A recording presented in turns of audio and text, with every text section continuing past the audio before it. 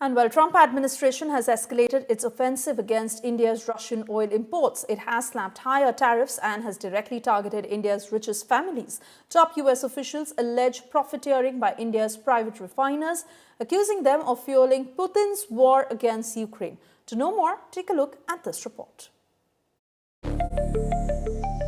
It was during the summer that the Trump administration began turning up the heat on India for continuing to buy Russian crude. A move Washington had initially encouraged after the Ukraine war to stabilize global oil prices. Now, Trump has slapped an additional 25% tariff on top of the one imposed in early August, aiming to punish India for what he calls energy defiance. This week, the rhetoric turned personal. Senior trade officials in the Trump administration targeted India's wealthiest families without naming anyone directly. On Tuesday, Treasury Secretary Scott Bessent, who was the right-hand man of George Soros for 24 years, accused these families of making $16 billion in excess profits by purchasing discounted Russian oil and reselling it as refined product, calling it Indian arbitrage.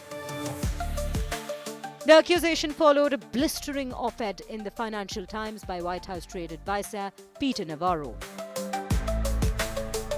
Navarro claimed that Russian crude wasn't being used for domestic consumption, but rather for profiteering by India's big oil lobby. He alleged that the profits were flowing to politically connected energy tycoons and ultimately into Vladimir Putin's war chest.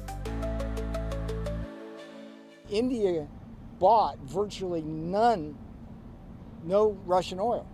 Let me say it again. Prior to the invasion of Ukraine in February 2022, India bought virtually no Russian oil. I mean, it was like 1% of their needs.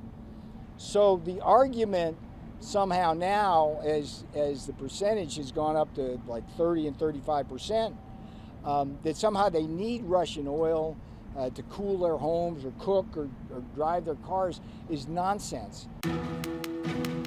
Public sector refiners like Indian Oil, Bharat Petroleum, Hindustan Petroleum have also been importing Russian crude, largely using it to meet India's domestic fuel demand. But it's the private players, Reliance Industries, India's largest private company, and Naira Energy, previously SR Oil and now part of Russia's Rosneft, that seem to have drawn attention of the White House. Their refineries have been exporting massive volumes of refined products to Europe and the US, capitalizing on discounted Russian oil to generate outsized profits.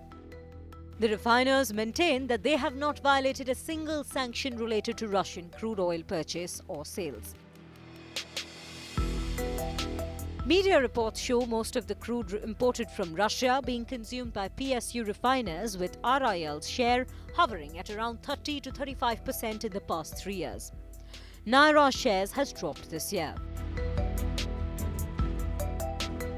But it is the export market where RIL shines. While PSU refiners export an average of 20 to 25% refined Russian oil, mainly to regional markets, RIL exports more than half the processed Russian crude.